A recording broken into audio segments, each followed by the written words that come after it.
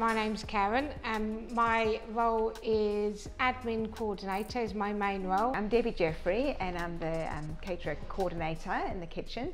So my job is just supervise the kitchen, check everything's going well and support the staff. The main thing was the catering, to do outside catering to fund the project, which will include doing buffets, doing the school lunches, anything from the public coming in to ordering anything, and also helping the staff and the disabilities, which will help giving them a job in the community. The whole point is to try and by the end of the funding that we are sustaining and making a small profit so we can carry on with what we're doing. It's coming along really well, really well. We're all really working hard and everybody wants it to work. We all really want this to be a successful business because, as I say, Touchbase is such an amazing company to work for. We want that to carry through.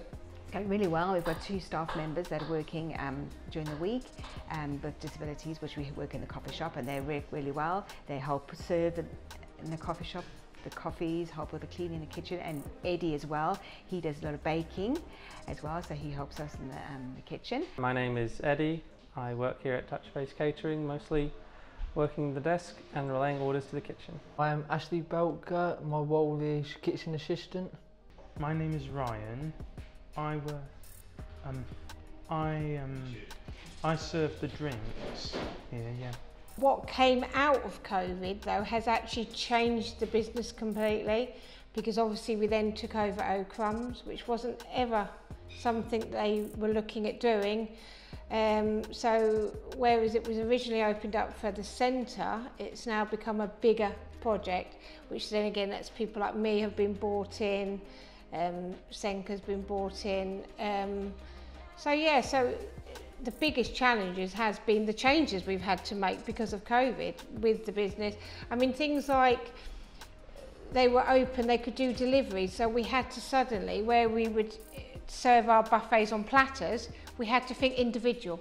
We couldn't serve platters of food to people because obviously people didn't want to be touching something else someone had touched. So we had to really think on our feet as how we can still deliver a good service with good food, but on an individual thing. And we've all worked really hard on making that work, and it has worked. Well, the thing is having business come through and help having new customers, which is quite good. And we have a school that we do every day. We do lunches for them, and they always have good positive feedback from that. So that's business growing. Also employing 2 staff members, and they're helping the community getting jobs, which is really good. My role involves general cooking tasks and cooking the meals for the centre. It's an opportunity for me to work, basically. Before I worked here, I hadn't worked a paid job before, only voluntary and that kind of thing. People come in and ask for drinks, and I write it down on a sheet of paper. Yeah, I also take the food order as well. Yeah, and I take their money and put it in the pot. My role has meant that I can understand people and communicate more with them. The challenges I faced in the role, at the beginning we went through a load of new staffing, so it meant adapting to new people and getting to know more and more people, and also the last minute menu changes have been challenging. I've overcome these challenges by talking more and more communication with other members of staff, with the menus. I guess the first job, nerves, that kind of thing, anxiety, but also looking forward to getting into it. I've been here, I think, almost a year now, and I've got to know everybody, customers and staff included, and it's been only positive. It's been fantastic.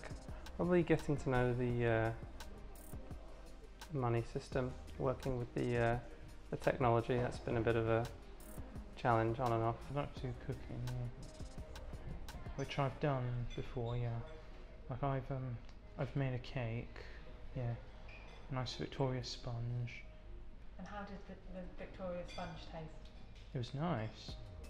I've learned how to adapt the menus to the stock we have, and learn how to communicate more with others. by making sure when we order new stuff, the older stuff comes through the front first. Customer service skills, I took a few courses to that effect as well. Probably still need to work on my organisation and my time management skills, getting things where they ought to be on time. I've certainly enjoyed all of it really. The working in the kitchen, the working with the customers, it's all been very positive. I'm Linda.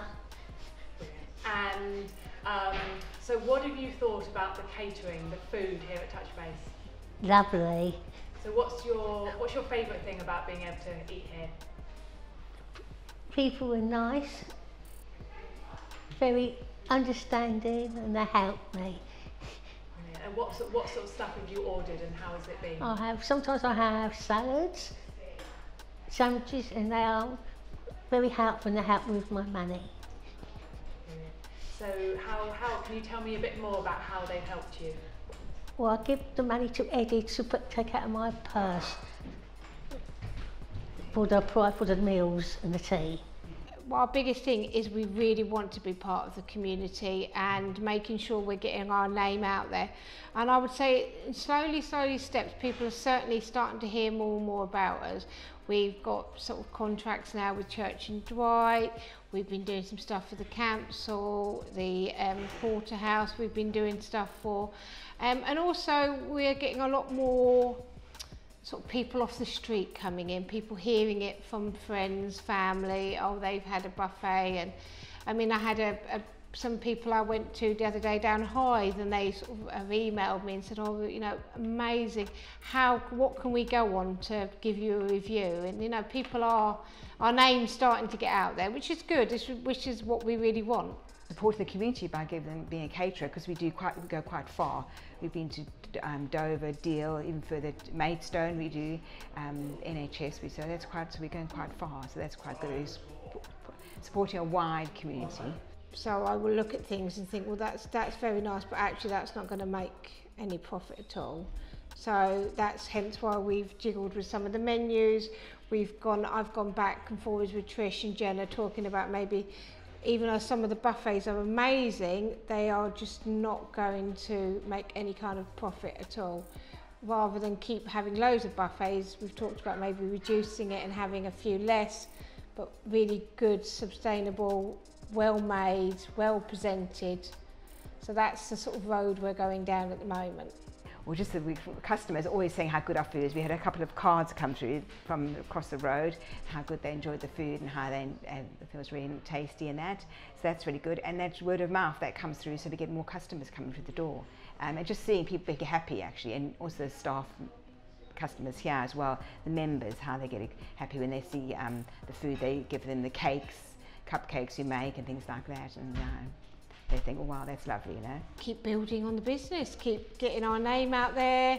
I would love to do more with the buffets. I think that's definitely a good way for us to go. It's trying to get our names to the bigger companies. I mean, I have quite often I'm emailing them, just dropping them little messages, reminding them that we're here, and especially the companies we do a lot for. And actually, Church and Dwight, we're doing a lot for them at the moment. So yeah, it's just keeping them, making sure that they're still aware that we're here. We all learn every day, don't we? We learn, and one of the biggest things you actually learn from is mistakes. When things happen and they go wrong, and you can stop and think, actually, that we shouldn't have done that, or this shouldn't have happened.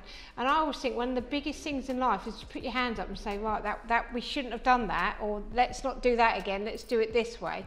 Because otherwise things won't get better, things will just carry on not being right. And as I say, going back to as a team, we work so well together, all of us.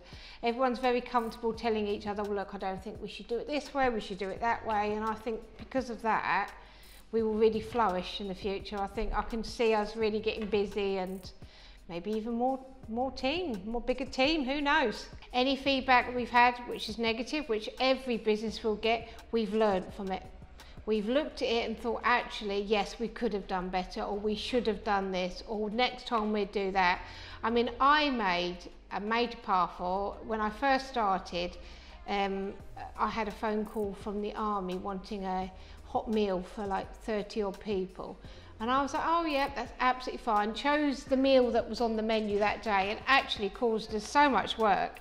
I mean, we literally, thank God Richard was here, because he pulled it all together and made sure they got that hot meal and they got the dessert, and they would have been none the wiser. But I learned a valuable lesson from that actually on the day before you can't offer stuff like that. You need to either have a cold option or a bit more notice. So you learn from certain things that happen.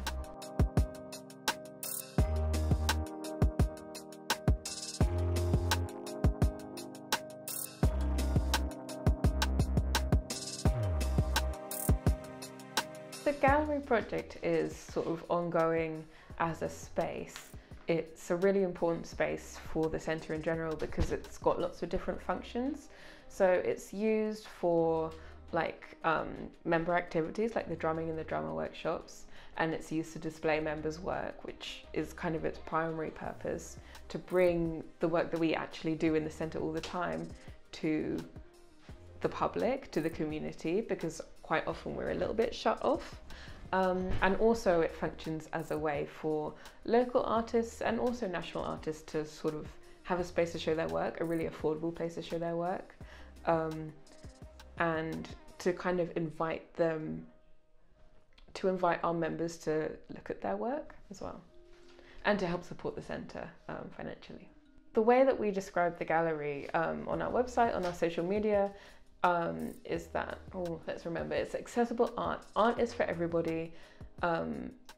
Anyone can be an artist, and everyone should have the opportunity to enjoy good art. And I think that's kind of its purpose. So having their work shown in a gallery that looks the way it does, really nice, really professional, really well put together, is kind of a way of giving members a chance to celebrate themselves and their work and their skills and their thinking, a chance to think of themselves as artists, raising self-esteem, sort of the ability to invite other people to recognise the work that our members can do. A contradiction, I think, to a lot of the assumptions that are made about people with disabilities and neurodiverse people. It's really important for members to feel like they have something to work towards, something that they can feel proud of, and just a really dedicated space for us to celebrate this work and not just cast it aside, and invite people to see it as well who are outside. Can you tell me have you been into the gallery as well? I had looked in the gallery the other day. And what do you think of it? Nice. And what sort of things have you seen and been a part of? Mostly art and pottery. Hope to have an exhibition. With my dream.